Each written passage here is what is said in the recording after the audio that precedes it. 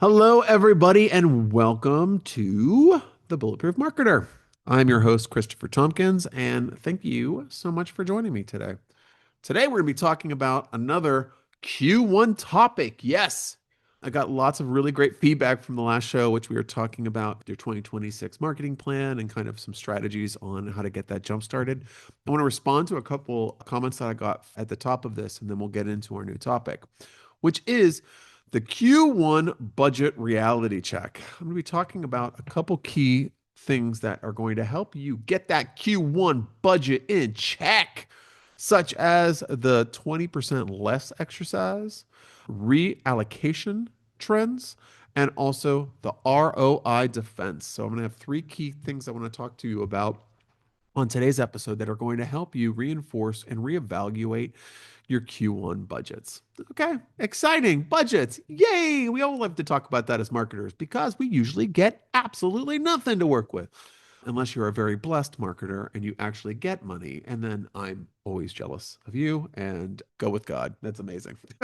I never have been in a situation where I've been getting endless budgets. I'm usually given a very tight budget that I have to build a space shuttle after and reinvent dinosaurs. You know what I mean? Everybody wants the world, but no one exactly knows how much it costs. So, hopefully, our discussion today will help you tighten things up and get things moving in the right direction. First off, just housekeeping. First time joining us, please check out if you like what you're hearing, subscribe to the show. We put out a new show every single week when we are in season, which we are in now. So a new one every single week.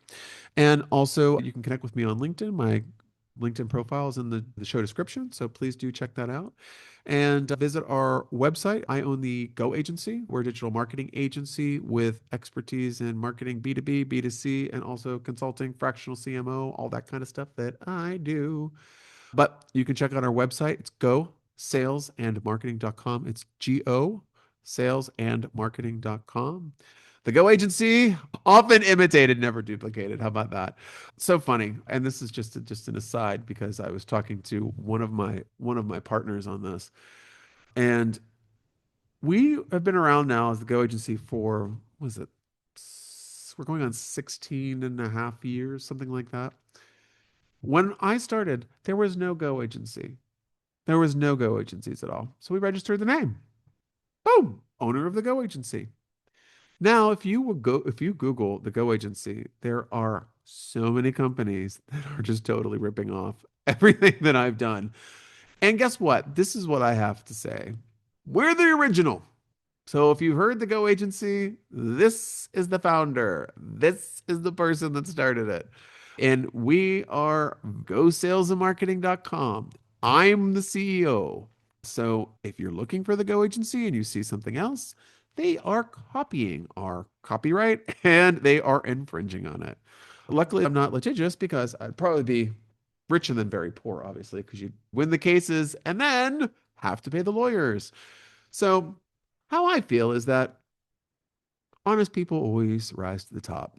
And I like to sit in my truth and enjoy what we do. But it's really funny, right? Even for Facebook, our page will get blocked or reported from another Go agency that says they're the original and just causing issues. Not sure why that is a real reason to go after another company, but hey, just telling you that we're the original. So if you've ever heard about us, it's us. It's not another company. So please take a look at our website. I digress. I just get pissed off with it because we work really hard and we have a really strong team and we've built really fantastic relationships with our clients over the years. Someone else comes in and just tries to be you and a very kind of shitty version of yourself. It's a little insulting. A lot of people say that imitation is the highest form of flattery. I feel that imitation is lazy. So, unless it's for comedy reasons, which I'm all for, but not in business, folks. It's annoying. But anyway, visit us online, gosalesandmarketing.com, original, or thegoagency.com. Look at that. I actually have the domain for the company. And you can sign up for our newsletters there. Also, you can read our blog. And so lots of good stuff there if you want to increase your marketing skills, depending on who you are. Last show that we talked about, we were talking about some of the 2026 marketing campaigns. Sorry, I'm getting on track now, I promise. And I talked about a lot of different things in terms of talking to your CEO and getting them like all revved up and planning ahead of time and putting together like a skeleton plan that you can plug in things once you understand where your C-suite really wants to take the company for plans in the upcoming year. And a lot of you had really positive things to say, but a couple of you had questions and comments that I wanted to respond to. One of them being one of the things I said about going through your old content and finding high performing content that you can repurpose. I want to be really clear because the concept here was that you, as a marketer, have access. And if you don't, like, come on, you should have access to all of the different channels that you're putting marketing content through. So, depending on what you are, it could be social media platforms like Facebook or X or LinkedIn or TikTok or Instagram or Pinterest, whatever, YouTube. And then you have maybe emails. So, you have email channels. Maybe there's a cold, a warm, a client email list that you have or segments or whatever. So, you have messages there. Maybe you put out press releases. Maybe you do blogs. Maybe you do whatever. So, you have access to look at all of the different content pieces that you have put out in the previous year on these different channels. And then if you are behind on your planning and you're still trying to figure out things in 2026, and you're like, God, what am I going to do for next month's content? I don't have time to come up with a campaign. I don't even have my budget approved yet. Go through those channels for the past year and find top performing content and maybe make a list of the top 10 or the top 20 in each one of those categories. Now, if it's a lower volume channel, such as email, maybe you do once a month, putting 20 together doesn't make sense because you only put out essentially 12 if you followed your schedule. So come up with maybe the top 5 that you sent out. And then take a look at them and see if they are evergreen or they need to be enhanced. Let me break down what that means just because everybody probably knows what evergreen is, but let me give you a little bit more of an insight. Evergreen is as is. You can use the content anytime that you want, and you can basically take the exact same post and post it again with the same image, the same link, the same content, no edits needed. But sometimes you feel that it's slightly off of the message that you're trying to convey this year, or you've changed how you create your thought leadership type content, or maybe you have different vernacular that's been introduced, or different ways of branding, or what have you, something, anything like that. Or maybe the content was put out in a month where you try to tie it to a holiday message. Then, if you're putting it out in February, then if that message doesn't resonate, you're going to have to change the content.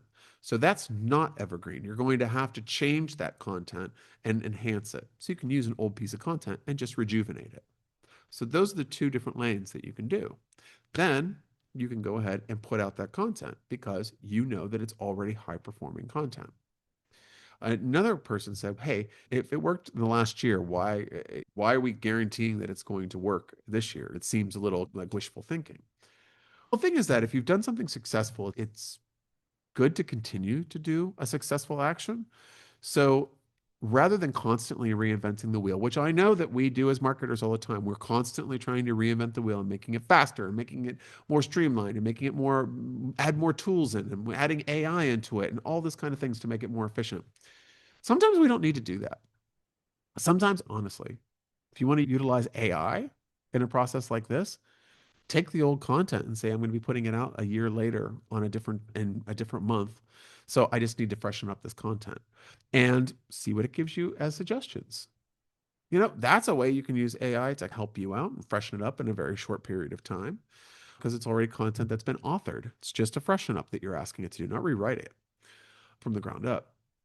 But that's what I say to that. If it performed well before and nothing else has changed in the world that relates to your service or in your company universe that relates to that post content, then what's your problem? You have a high performing post. Why not try to use it again?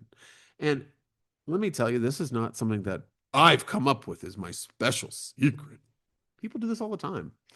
E-commerce do a lot because you know how much video content you guys have to use, how many influencers are you using, and or how many videos are you creating? And it's God, I spent so long on that video and we only used it for one post. Was it successful? Did it really land? rabbit ear that page and use that again in 6 months.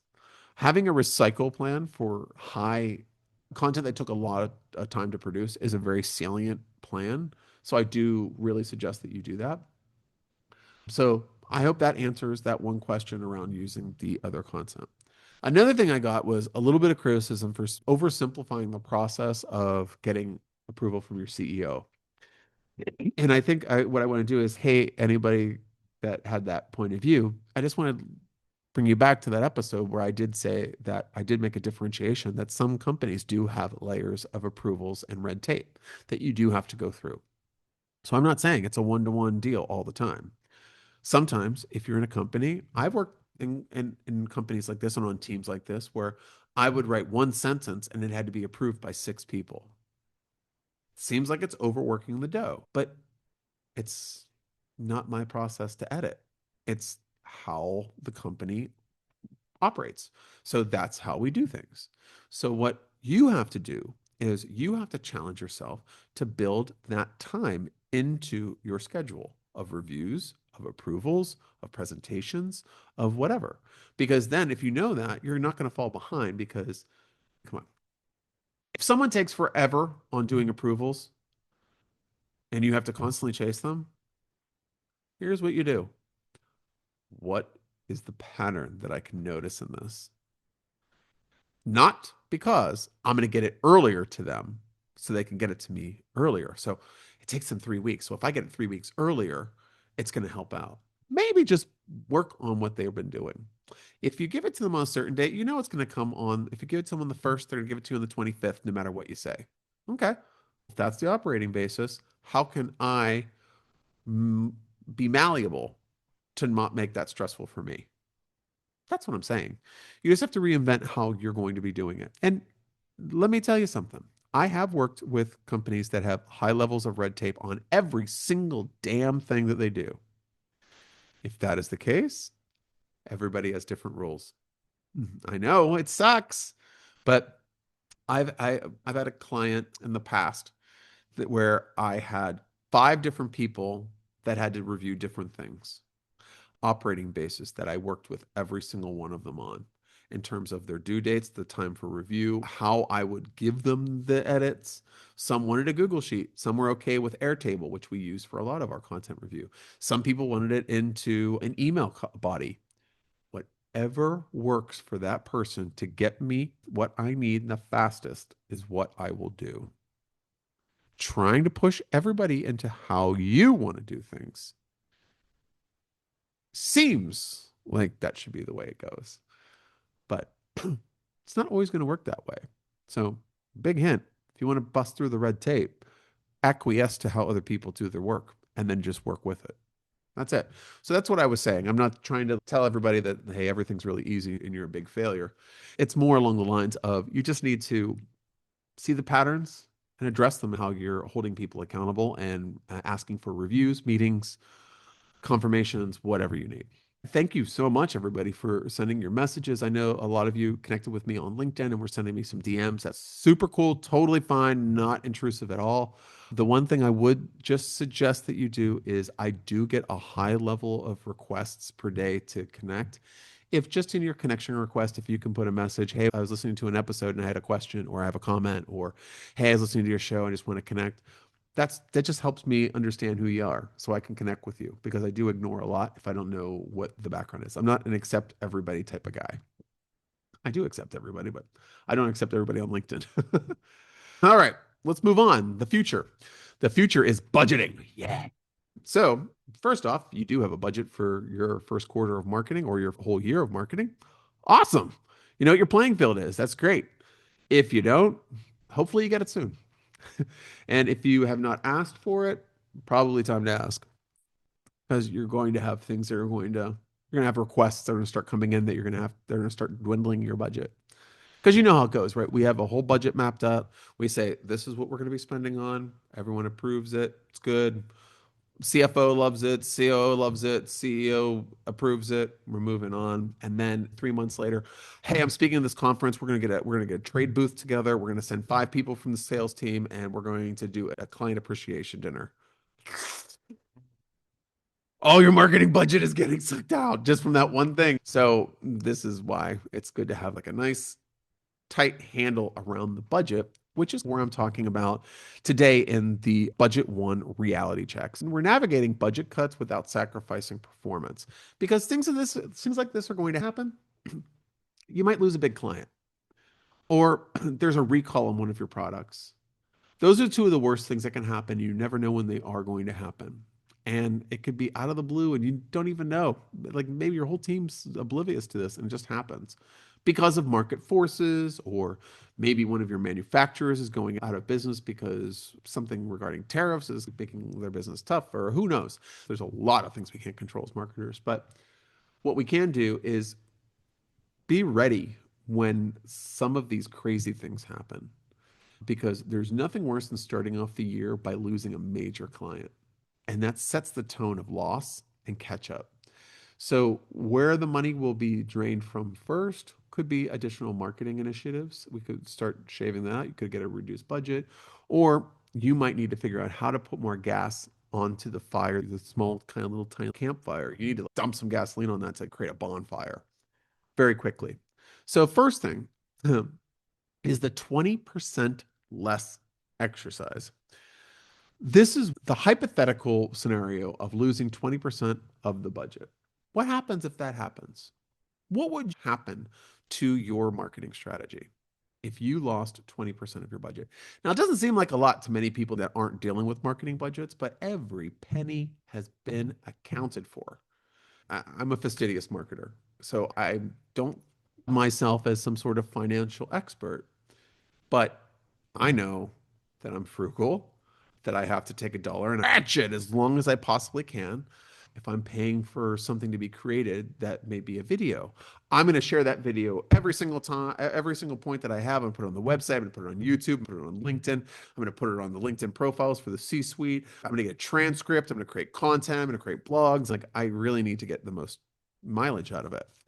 So if you're cutting 20% of my budget, I need to make some reallocations and I need to figure out what's going on, because you have to figure out what stays and what goes. So, in a scenario like that, this is a really great exercise to do on a quarterly basis. I know you're not going to lose budget all the time and you might not even touch this.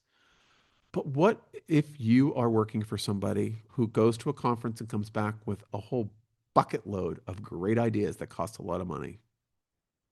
I don't think I'm the first person that's ever worked for a CEO that has gone to a conference with peers or even a marketing conference. I've had CEOs that have gone to marketing conferences and I'm like, why the hell are you even going to that? That'd be something that I should be going to.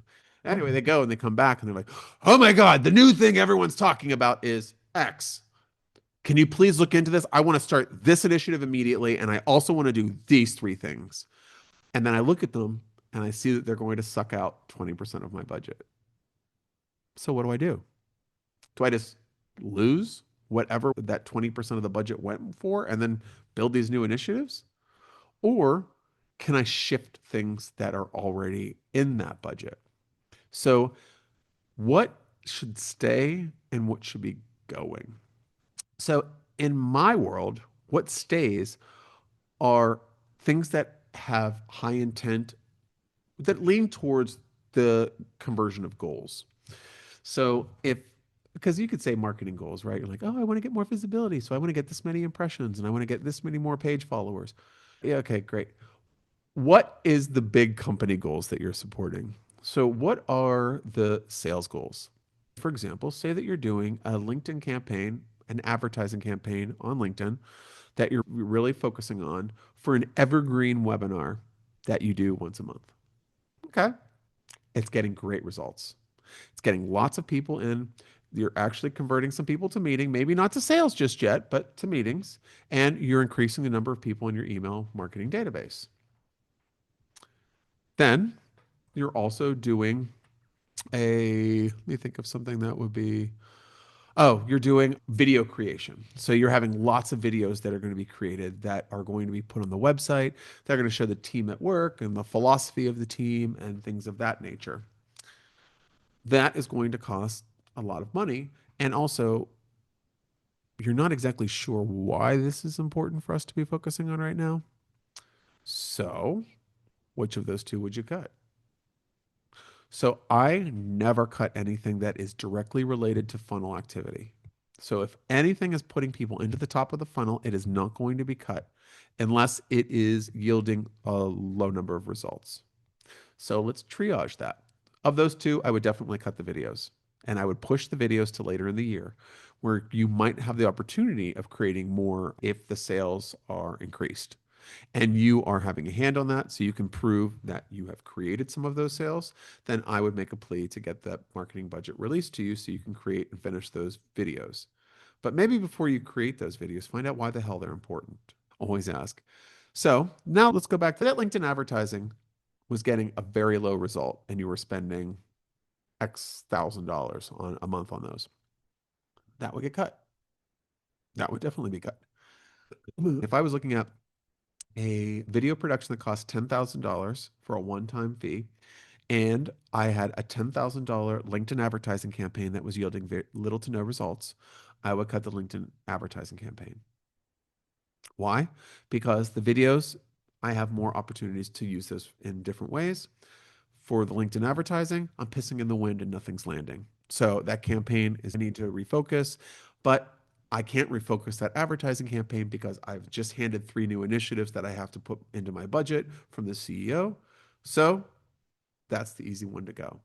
So in terms of cutting, you could also look at what items have the most resistance surrounding them and the least amount of yield. Now, don't use your gut for this. Actually, use numbers for this because you want to justify your reasons why you're cutting things that may be important to other people in the organization.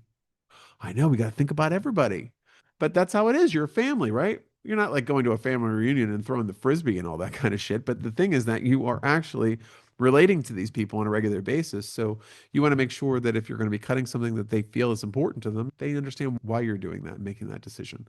And it's good to show them numbers because your CFO will appreciate that for sure. And maybe your CEO will as well. So the 20% less exercise is my first tip. Think about it right now. What would you do if you did have 20% less of a budget in the coming quarters? What would you do? What would you cut?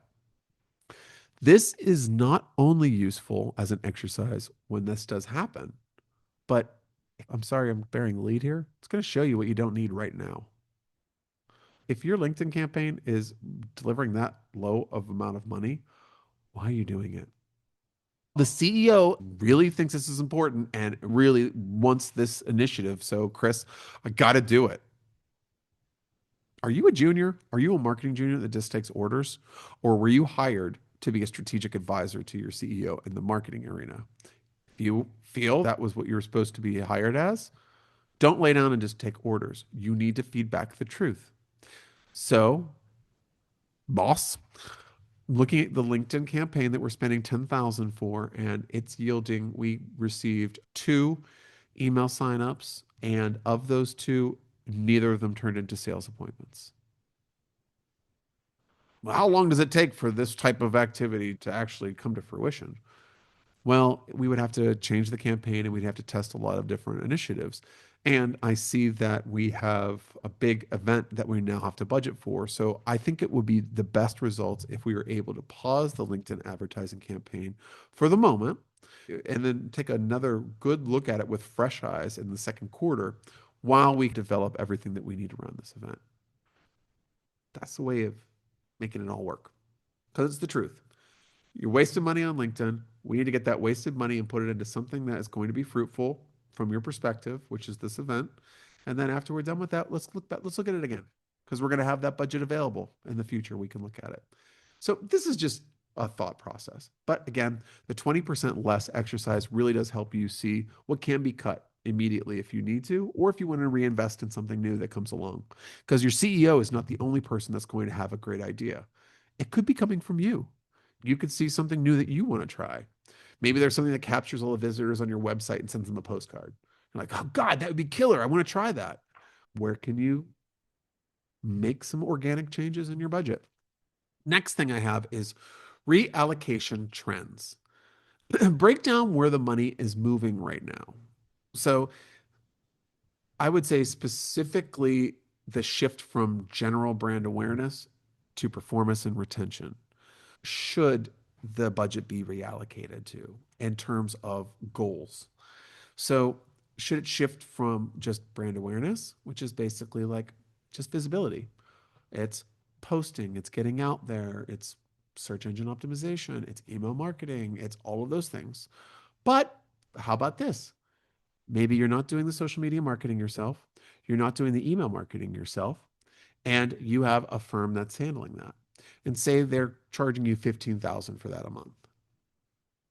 All those campaigns that were built by that firm are just based on engagement and visibility. They're not built on conversion. So you're going into a meeting with your whole leadership team and they're saying we need to make a shift immediately. We need to move to performance. And the performance is based around retention and conversion. We want to make sure that we retain our current clients, and we also want to make sure that we're adding new people to the top funnel and pushing them down to the bottom. Then you have to figure out how you're going to reallocate your budget. And does that mean that you need to start doing advertising and then maybe do less email? Or maybe you would take over social and start doing ads on social and putting the budget that was from the agency into ads. This is all hypothetical things just to get you thinking of how that would work, because you need to move with the flow. And I'm going to tell you, get your plan together. And if you don't have a plan, you plan to fail. I strongly believe that. But part two of that is that if you white knuckle your plan through the year, you're going to fail as well. Because if you're holding on to everything that you said at the end of the previous year for the upcoming year, and you're not making any edits, you're tone deaf. You're totally tone deaf. And you need to be able to organically move and change your marketing plan as the market factors develop.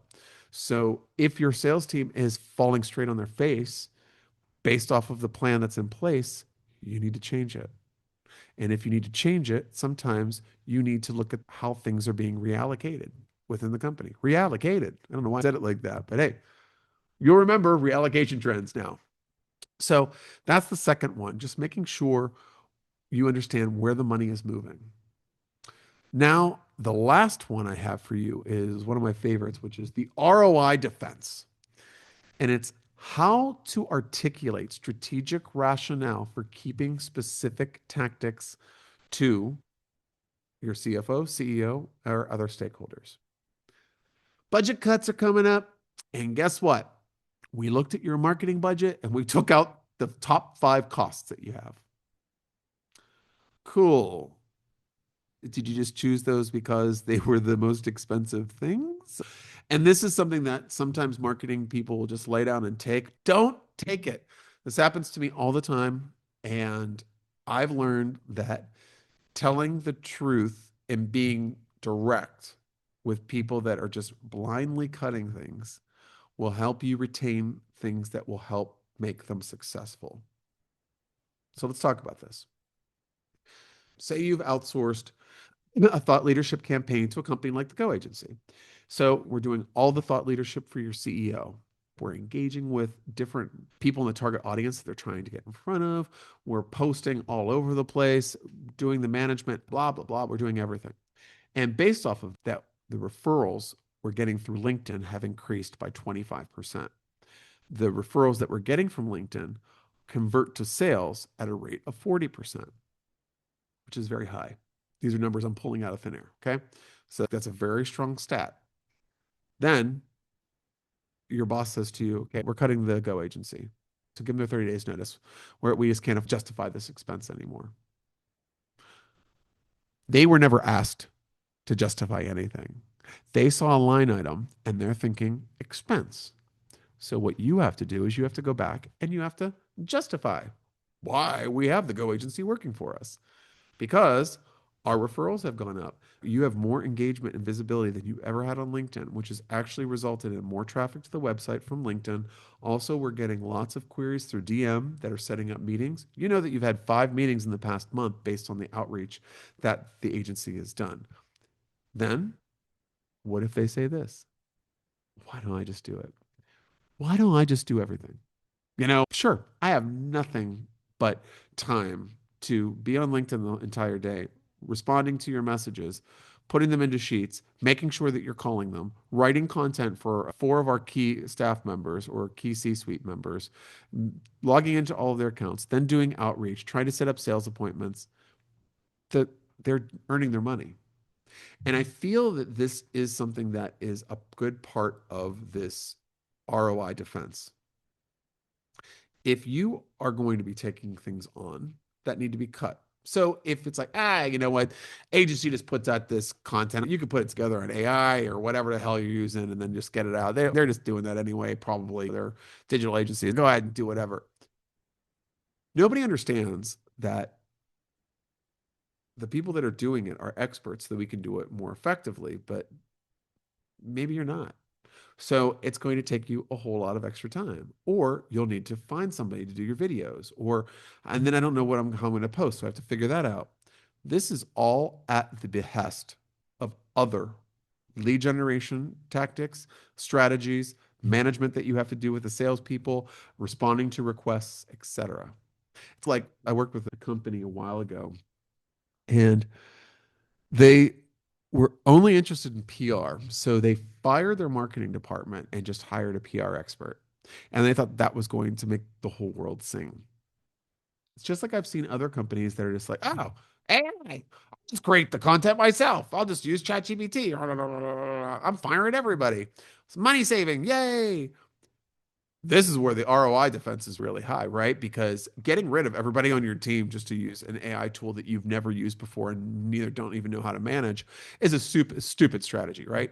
Experts should be handling AI, not people that don't even know how to use AI or have a clue about marketing. I could go on about that for ages.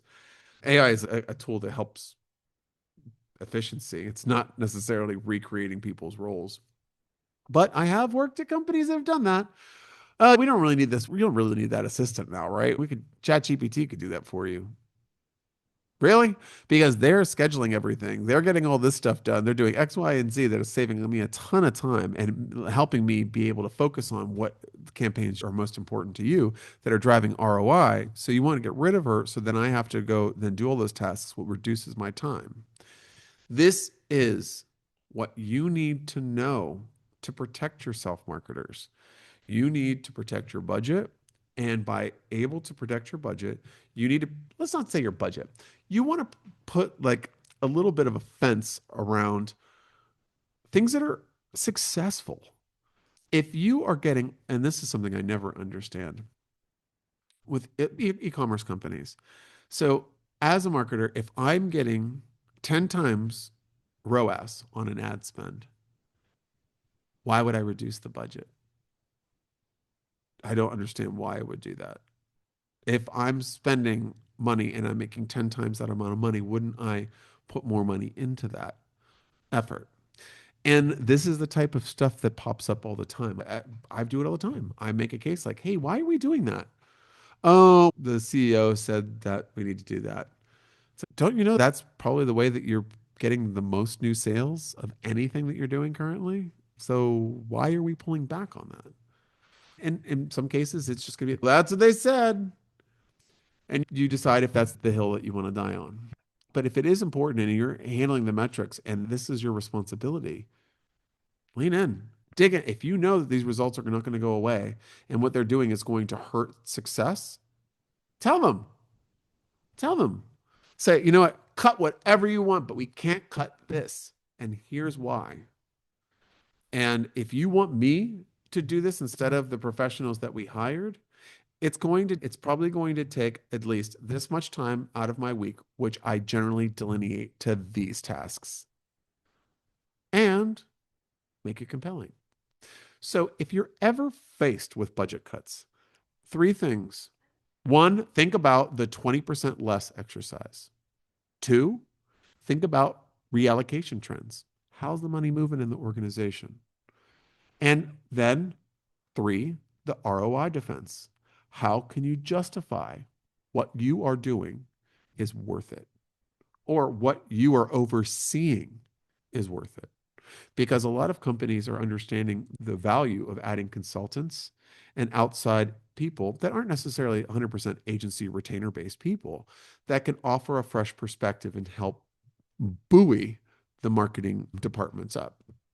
And honestly, for my like one of my favorite things to do is I love doing the campaigns and working with my team at the agency, but I love the consulting work because I'm able to talk directly to marketing departments and CEOs and kind of sales teams and just really help everybody come together and find out those things, those idiosyncrasies of why the budget's getting cut and moved around and why planning's late, and then go, and have that aha moment that everyone can feel that we can then loosen up and just start moving together. So I implore you to consider these things because you know how marketing goes and how budgets go and how plans go. They change. Don't white knuckle ride it. Be willing to change, but be willing to change on things that you can bend on. What you should never bend on are successful actions that the team and the company depend on. Even if they look expensive on the balance sheet, see, the thing is that if you say you're doing an email marketing campaign, it's costing 5 grand for an agency to run it, and you're making 15,000 in sales off of that as an e-commerce company. You're not always going to see the direct correlation between that because there's attribution methods and blah, blah, blah. There's a lot when I'm talking about marketers out there. It's a pain in the ass sometimes. But you want to be able to figure out what that looks like so it can be explained and it can't be lost. Because if my goal is to help the sales be lifted by X amount every single year, and I know that a portion of that is due to my email marketing, I have to create a case for it if it's ever going to be cut. I've had clients before that, and let's be honest too, there's also clients or CEOs that just don't get it, just don't understand how it goes because the attribution isn't one-to-one. Because no person that has received an email that calls up says, "Hey, before we get started, I'm calling because I received your email at 6 o'clock this morning and it moved me to give you a call." What they're going to do is call and try to talk to somebody about the service that you were peddling. That's what they're going to do. And guess what? That person on the call is probably going to forget to ask where they heard about you from. And if asked, the person's going to say your website. So what happens to me? I'm the one that got them to call. Attribution is a challenging thing. And that's why for email marketing, if that's what got them, we have to show them that, hey, our open rate is this, our click rate is this, no one unsubscribes. You're a really solid company. But some bosses are not going to get it. And they're going to think, yeah, no, it's just extra shit we don't need. And just cut it. Cut it. I don't have any money. Cut it. So there's certain things that you're not going to get your way on. But just make sure, like, for example, in that case, if I had specific details around the sales related to that emails, I could make a stronger case. But it was a service-based company and it was a long sale. So visibility and frequency of being seen on a consistent basis is what creates those sales. So it's a harder ROI defense because the CEO wants to see that this email closed 2 sales. And that's not how it works. And if I can't break through how email marketing works, got to move on. Just leave it. There's nothing I can do. Now, that's not defeatist. That's me picking my battles. But you can do the same. But I always urge you to try the ROI defense if anything is important to you. As marketers, we need to really make sure that the advice that we're giving is advice that we would take ourselves. And if it is, then stand in your truth, be confident, and make a case. And understand that you might get your budget cut by 20%. Money may be allocated to a different direction. So if that's the case, be malleable. Make some plans, present your case, and see how it goes. Now, folks, if you've had any questions about any of this stuff that we talked about, hey, you know how to reach me. In the comment here, in the show description rather, you'll see my LinkedIn profile. Please connect with me. Again, tell me that you listen to the show if you're connecting with me, so I will accept you. And visit our website and subscribe. There's lots of great content for you. Again, I like no nonsense marketing advice, super direct. This is the stuff that we don't really talk about, or we talk about when we're grabbing a beer together and conversing as marketers, as peers, just shooting the shit. This is the kind of stuff that comes up, our war stories, our horror stories sometimes. But let's reduce the horror stories and just be prepared for these types of things because market factors always push us in this direction. I don't think I've ever worked in 1 year where I haven't been hit with this from a client. Be prepared. It's all I'm suggesting. Start 2026 off on the right foot. All right, folks, that is me, Christopher Tompkins for the Bulletproof Marketer. Hope everybody enjoyed today's episode, and I will see you on the next one. Next one we're going to be talking about is AI and the new buying committee. I won't give you any more details. Just listen. I'll leave it on a cliffhanger for you. All right, folks, you take care, and we'll talk soon.